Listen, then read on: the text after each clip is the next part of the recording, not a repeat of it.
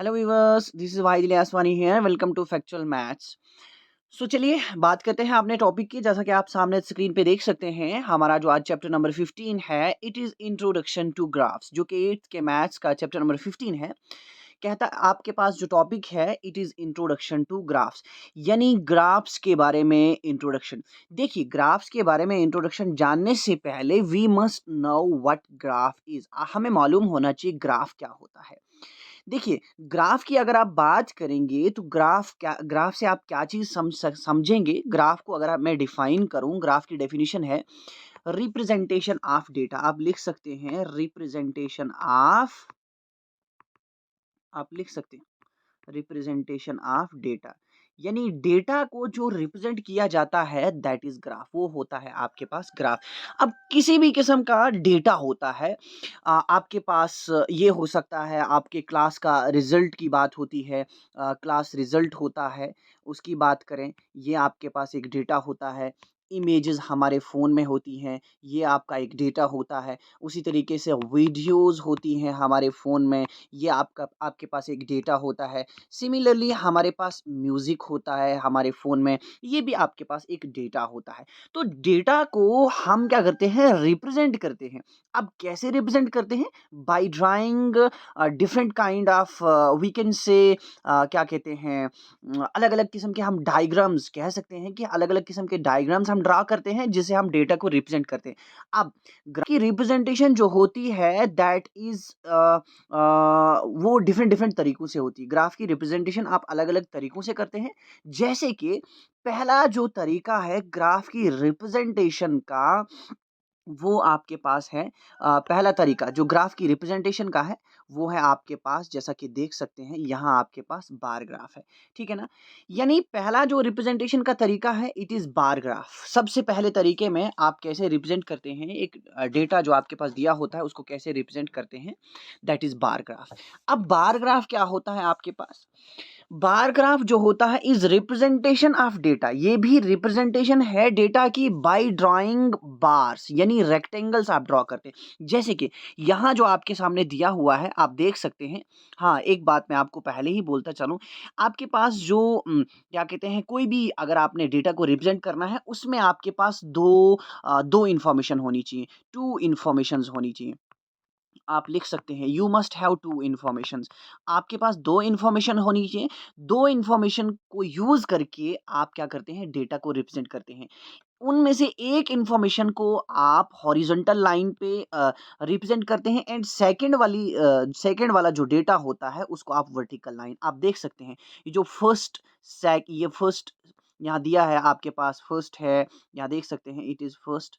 अरे भाई क्या हो गया, फर्स्ट सेकंड थर्ड। देखिए आपके पास फर्स्ट सेकंड थर्ड यहाँ ये बना हुआ है, ये रेक्टेंगल्स जैसे बने हुए हैं, ये आपके पास हॉरिजॉन्टल लाइन पे रिप्रेजेंट किया हुआ है। एंड कोई इन्फॉर्मेशन आपके पास 10, 20, 30, 40, 50 एक इन्फॉर्मेशन आपके पास वर्टिकल लाइन पे रिप्रेजेंट की हुई है। अब मसला है, ये हॉरिजॉन्टल लाइन पे जो रिप्रेजेंटेशन है डेटा की, और ये वर्टिकल लाइन पे रिप्रेजेंटेशन जो डेटा की है, उन्हीं दो इंफॉर्मेशंस को मिला के आपके पास एक बार ग्राफ बनाया जाता है। अब बार ग्राफ को अगर आपने डिफाइन करना है तो आप कैसे करेंगे? आप कह सकते हैं इट इज यूज्ड, या जैसा आप देख सकते हैं bar graph is used to show the comparison among categories.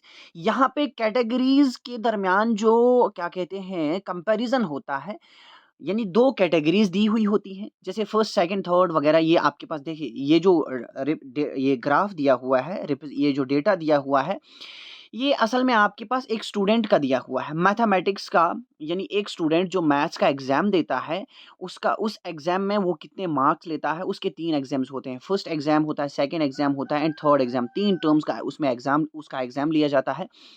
And वो तीन टर्म्स में क्या परफॉर्मेंस रहती है उसकी, कितने कितने मार्क्स लेता है, देखिए आप फर्स्ट फर्स्ट ये जो टर्म रहती है उसकी, आप देख सकते हैं यहाँ रेक्टेंगल ड्रॉ किया हुआ है। ये जो आपके पास रेड कलर का आपके पास रेक्टेंगल ड्रॉ किया हुआ है, इसमें देखिए ये कहाँ तक है, ऊपर हाइट इसकी कितनी है, 20 से लेके 30 के बीच में इसकी हाइट है, यानी 25 के बीच में।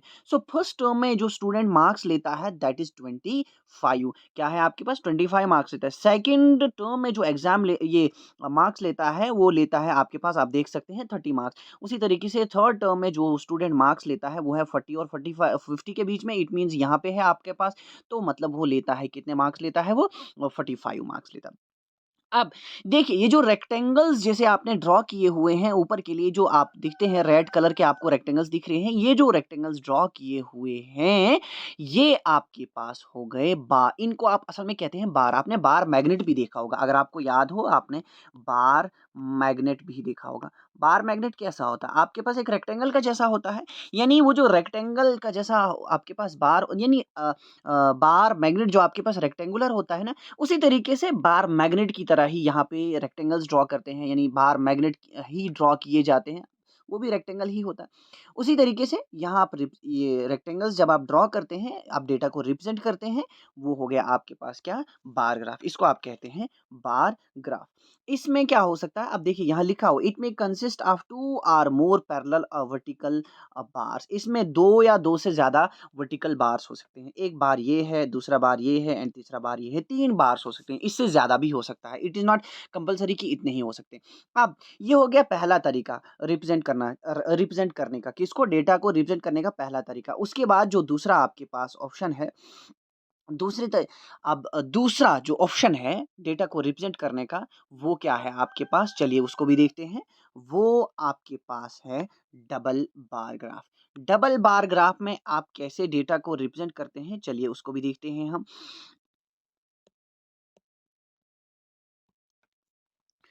ये रहा आपके पास दूसरा तरीका डेटा को रिप्रेजेंट करने का, इसको कहते हैं आप डबल बार ग्राफ। ये है आपका डबल बार ग्राफ, ये है आपका डबल बार ग्राफ। दूसरे तरीके से कैसे इन्फॉर्मेशन को आप रिप्रेजेंट करते हैं? डबल बार ग्राफ के तरीके से, ठीक है ना। अब देखिए पीछे आपने देखा बार्स ड्रॉ किए हुए थे, उधर क्वेश्चन उधर कहा भी था कि 2 या 2 से ज्यादा वर्टिकल बार्स भी हो सकते हैं, एक भी हो सकता है, एक से ज्यादा भी हो सकते हैं आपके पास वर्टिकल बार्स, उसमें पैरेलल मगर होते हैं वो, ठीक है ना। उसके बाद यहाँ क्या होगा? बार्स ही ड्रॉ किए जाते हैं, लेकिन दो इन्फॉर्मेशन को एट ए टाइम रिप्रेजेंट किया जाता है।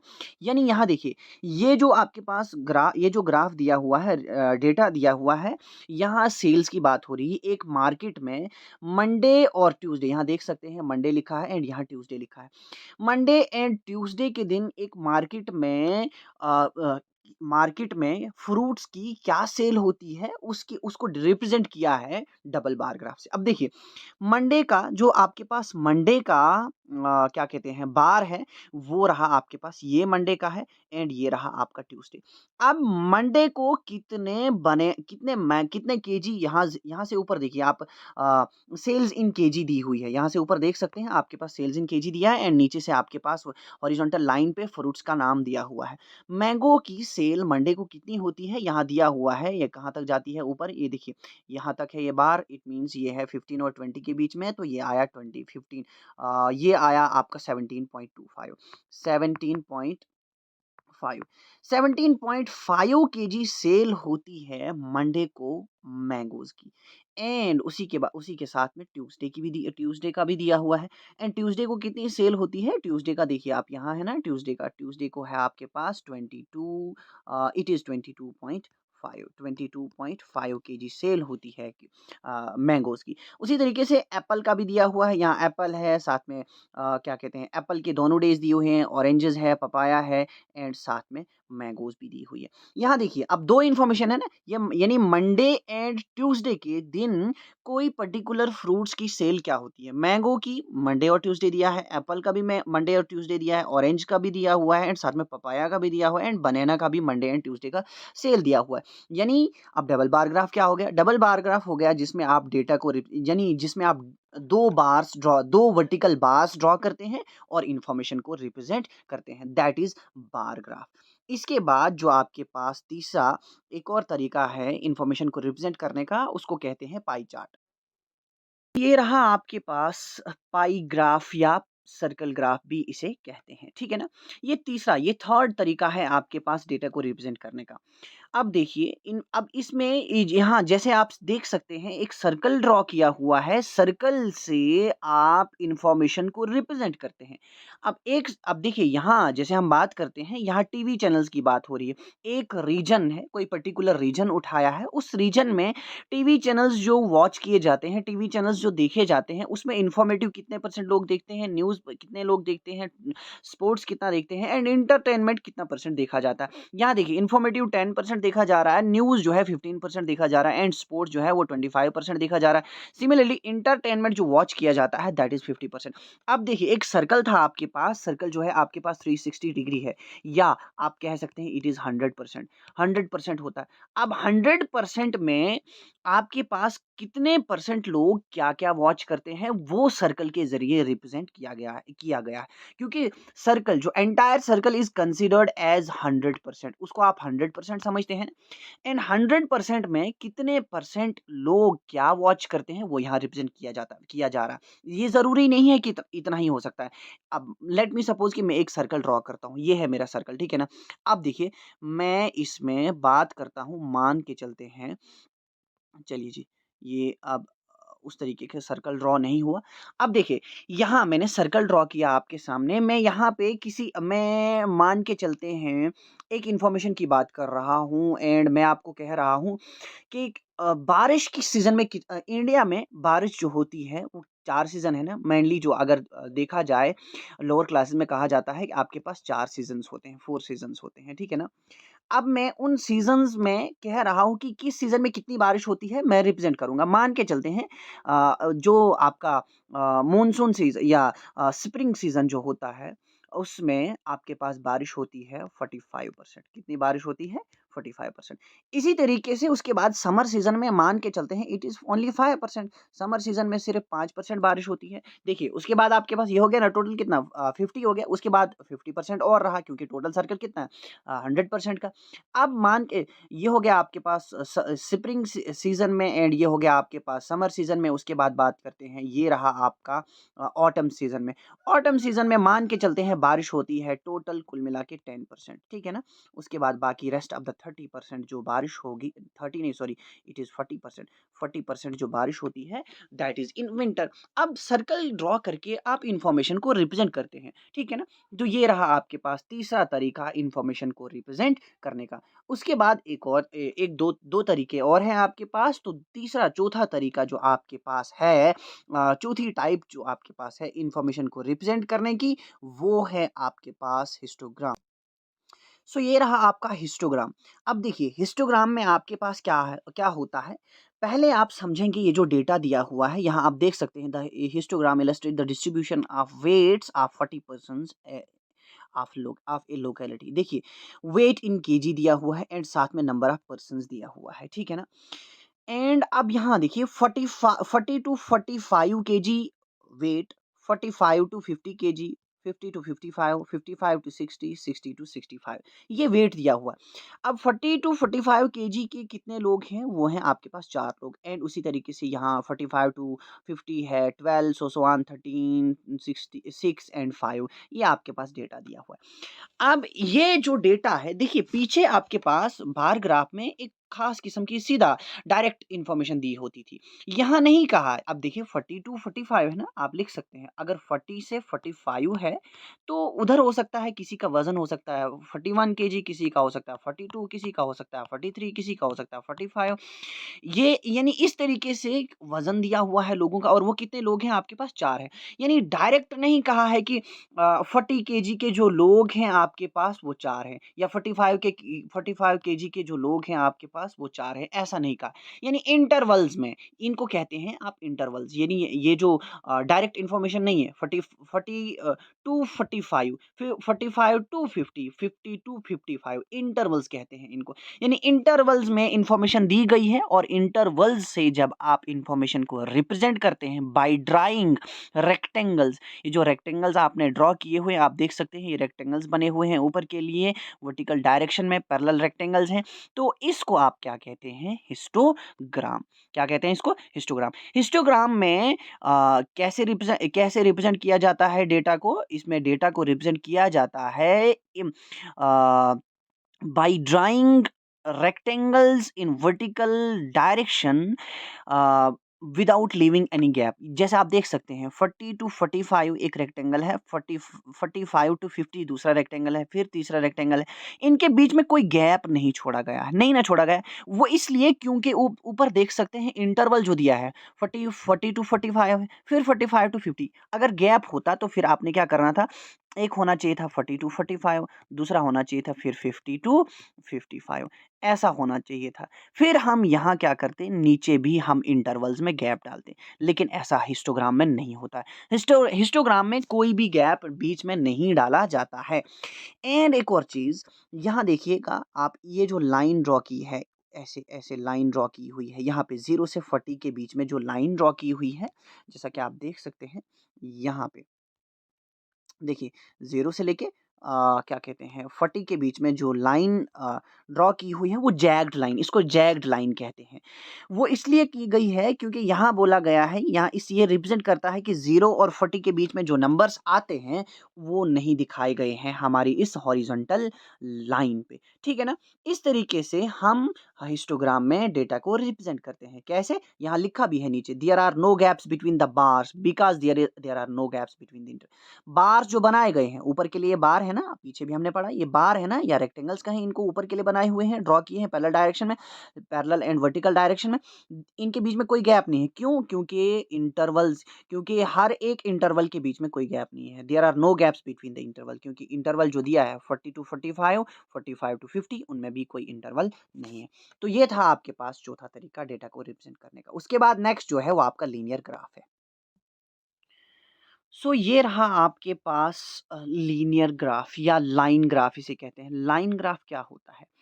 लाइन ग्राफ ऐसा ग्राफ होता है जिसमें आप डेटा को रिप्रेजेंट करते हैं, उस डेटा को रिप्रेजेंट किया जाता है that changes over period of time continuously, जो कि कंटिन्यूसली चेंज होता जाता है ओवर पीरियड ऑफ टाइम, यानी कंटिन्यूसली ऑन चेंज होता है। ये इसमें हर एक इंटरवल के बाद कंटिन्यूसली चेंज होता जाता है। वो डेटा आप रिप्रेजेंट करते हैं किससे? लाइन ग्राफ या लीनियर ग्राफ से। लीनियर ग्राफ सिंपली मीन्स कि आपके पास जो भी डेटा होता है उसको आप बाय ड्राइंग लाइंस आप उसको रिप्रेजेंट करते हैं, ठीक है ना। देखिए अब यहाँ पे अलग अलग चीजें हैं आपके पास, जैसे कि देखिए ये जो आपके पास सामने देख सकते हैं, ये पहला वाला फिगर जो है 15.5 एंड दूसरा है 15.6, दो चीजें हैं आपके पास। सबसे पहले यहाँ देखिए, इस चीज को ऑब्जर्व कीजिएगा, ये जो लाइन है हॉरिजॉन्टल लाइन जो है, इसको आप क्या कहते हैं? ये मालूम होना चाहिए, इसको कहते हैं हम एक्स एक्सिस, ठीक है ना। एंड ये जो वर्टिकल लाइन है इसको कहते हैं वाई एक्सिस। हॉरिजॉन्टल लाइन को x axis and vertical line को आप क्या कहते हैं? वाई एक्सिस कहते हैं। हॉरिजॉन्टल लाइन पे जो टाइम, वो जो इन्फॉर्मेशन है वो है टाइम इन्फॉर्मेशन। यहाँ दिया है 6 AM से 10 AM एंड 2 PM, साथ में 6 PM। यहाँ ऊपर के लिए जो लिखा है दैट इज वो इन्फॉर्मेशन किसकी है? टेम्परेचर की है। यानी कुल मिला के जो इन्फॉर्मेशन आपके पास दी हुई है, ये एक पेशेंट का टेम्परेचर यहाँ पे रिकॉर्ड किया हुआ है। यानी एक पेशेंट जो हॉस्पिटल में है, उसकी उसका टेम्परेचर 6 बजे, सुबह 6 बजे कितना था, 10 बजे कितना था, और दोपहर के 2 बजे, फिर शाम के 2 बजे कितना, शाम के 6 बजे उसका टेम्परेचर कितना है वो रिकॉर्ड किया गया। अब देखिए इस इन्फॉर्मेशन को ज़रा हम पढ़ते हैं। सुबह 6 बजे उसका टेम्परेचर कितना है, पहली फिगर पे देखिए आप। सुबह 6 बजे उसका टेम्परेचर जो है वो 36 और 38 के बीच में है, इट मीन्स वो 37 है, 37 डिग्री सेल्सियस है। एंड 10 बजे उसका टेम्परेचर है 40 डिग्री सेल्सियस। उसी तरीके से 2 बजे उसका टेम्परेचर 38 डिग्री है। उस तरीके से 6 बजे उसका टेम्परेचर कितना है, फिर से 37 डिग्री पे आ गया, ठीक है ना। 37 डिग्री पे उसका टेम्परेचर आ गया। 37 नहीं, सॉरी यार, ये आ गया 35 डिग्री पे उसका टेम्परेचर आ गया। अब देखिएगा यहाँ हम क्या करेंगे, ये पॉइंट्स मार्क किए हुए हैं, 4 पॉइंट्स यहाँ मार्क किए हुए हैं। अब इनको जो आपके पास 15.6 दूसरा फिगर है, उसमें आप देखें, उनको क्या किया है, उन पॉइंट्स को मैच किया हुआ है बाय ड्राइंग लाइन सेगमेंट। यानी आपका जो यहाँ देखिए, यहाँ देख सकते हैं, उन सारे पॉइंट्स को क्या कहते हैं, मैच किया हुआ है, उन सबको मिला लिया है। देखिए अब ये जो लाइन बन रही है आपके पास, एक मिनट ज़रा, ये जो आपके पास लाइन बन रही है, कहाँ, कौन सी लाइन? ये आपके पास यहाँ यहाँ से इधर ऊपर के लिए, फिर यहाँ के लिए, फिर यहाँ के लिए, इसी को आप कहते हैं लीनियर ग्राफ या लाइन ग्राफ। ये रहा आपके पास लाइन ग्राफ। इसी को आप क्या कहते हैं? Line graph. यानी आप डेटा को रिप्रेजेंट करते हैं बाय ड्राइंग लाइन। ल ये रहा आपके पास लीनियर ग्राफ, या इसको कह सकते हैं आप लाइन ग्राफ भी। The result is line graph, यहाँ लिखा भी है। The points are then connected by line segment. फिर इन पॉइंट्स को क्या किया? लाइन सेगमेंट से कनेक्ट किया। The result is line graph. इसी को आप क्या कहते हैं? लाइन ग्राफ ग्राफ भी कहते हैं। लेकिन याद रहे, आपका जो लाइन ग्राफ होता है, इसमें एक और, इसमें डबल लाइन ग्राफ भी होता है। डबल लाइन ग्राफ यानी दो इंफॉर्मेशन को एट ए टाइम भी रिप्रेजेंट किया जा सकता है। आप देखिएगा, जैसे इसी पे मैं बात करता हूँ, इसी फिगर 15.6 पे ही आप देखें। मान के चलते हैं, ये अगर एक पेशेंट का टेम्परेचर है, एक पेशेंट का टेम्परेचर ऐसा रहा, मैं दूसरे पेशेंट की भी बात करूँगा, यहीं पे एट ए टाइम दूसरा पेशेंट भी बोलूँगा। मान के चलते हैं, कोई राम को राम, जो कि एक पॉपुलर एग्जांपल थी हमारे ज़माने में, ठीक है ना? राम का पेशेंट अगर वो हॉस्टल में एडमिट है, उसका टेम्परेचर जो है वो सुबह 6 बजे, मान के चलते हैं 32 कितना था उसका टेम्परेचर? मान के चलते हैं उसका टेम्परेचर सुबह 6 बजे कितना है? यहाँ मार्क कर लेते हैं। ये रहा उसका सुबह 6 बजे टेम्परेचर। उसी के बाद दोपहर के 10 बजे उसका टेम्परेचर जाके पहुँचता है, कितना टेम्परेचर उसके दोपहर के 10 बजे पहुँचता है? वो पहुँचा 35 डिग्री, ठीक है ना? 35 डिग्री। एंड 2 बजे उसका टेम्परेचर वापस पहुँच गया कितना? 30 डिग्री सेल्सियस। एंड लेकिन शाम को जो 6 बजे उसका टेम्परेचर रिकॉर्ड किया गया, वो रिकॉर्ड किया गया कितना भाई? वो था, यहाँ पे मार्क कर लेते हैं 37 डिग्री सेल्सियस पे उसका टेम्परेचर हम मार्क कर। अब देखिए, मैंने इसको जॉइन करना है, 6 से लेके ऊपर इधर जॉइन करूँगा, फिर ऐसे जॉइन करूँगा, फिर मैं आऊँगा यहाँ के लिए। ये जो ग्राफ बन रहा है, आप देख सकते हैं 2 तरीके से ग्राफ बना। एक तो ये दिया था ऊपर आपके पास, एंड दूसरा ये मैंने खुद ड्रॉ किया नीचे। यानी 2 इन्फॉर्मेशन को आप लाइन ड्रॉ करके रिप्रेजेंट करते हैं, वो उसको कहते हैं आप डबल लीनियर ग्राफ। तो आई थिंक ये काफ़ी है। इंट्रोडक्शन ये हो गया हमारे पास, इंट्रोडक्शन ग्राफ के बारे में। ये रहा आपका इंट्रोडक्शन टू ग्राफ। अब आपके पास दी है एक्सरसाइज नंबर 15.1। उसको इंशाल्लाह शुरू करेंगे हम नेक्स्ट लेक्चर में। इसके 3 से 4 लेक्चर्स में ये पूरा चैप्टर आपका कवर हो जाएगा। काफ़ी आसान चैप्टर है। हाँ, एक बात मैं बोलता चलूँ, ये जो ग्राफ होता है, ग्राफिकल रिप्रेजेंटेशन होती है डेटा की। It is not mandatory for only for the students. ये सिर्फ क्लास स्टूडेंट्स के लिए ये ज़रूरी नहीं होता है। ये कॉमन मैन भी अपनी डे टू डे लाइफ में इसको ऑब्जर्व करता है। कैसे इसको ऑब्जर्व करता है?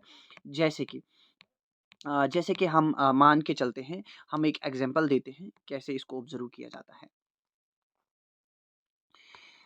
एक कॉमन मैन जो होता है, आप देखते हैं इलेक्शंस का फिनोमेना जो होता है, इलेक्शंस जो होते हैं, इलेक्शंस में क्या किया जाता है? एग्जिट पोल की बात होती है।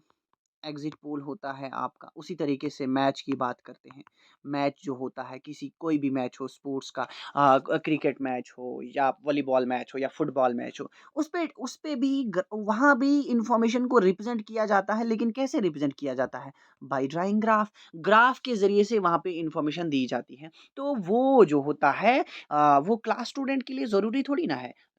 बहरहाल बेशक ज़रूरी भी है, लेकिन वहाँ तो एक कॉमन मैन जो टीवी के सामने बैठा होता है, वो भी उस चीज़ को समझ सकता है, तो उसके लिए भी ग्राफ़िकल रिप्रेज़ेंटेशन जो होती है डेटा की, वो काफ़ी इम्पोर्टेंट होती है समझना कि ग्राफ़ क्या होता है आपके पास। कैसे हम ग्राफ़ से किसी इन्फॉर्मेशन को अंडरस्टैंड कर पाते हैं। सो आई आई थिंक ये काफ़ी है आज के लेक्चर में। इंशाल्लाह नेक्स्ट लेक्चर में हम शुरू करेंगे एक्सरसाइज़ नंबर 15.1। तब तक के लिए दीजिए इजाज़त। अगर आप मेरे चैनल पे नए हैं तो मेरी वीडियोज़ को लाइक, शेयर, कमेंट करना बिल्कुल भी ना भूलिए, एंड साथ में चैनल को भी सब्सक्राइब करते जाइएगा। Thank you.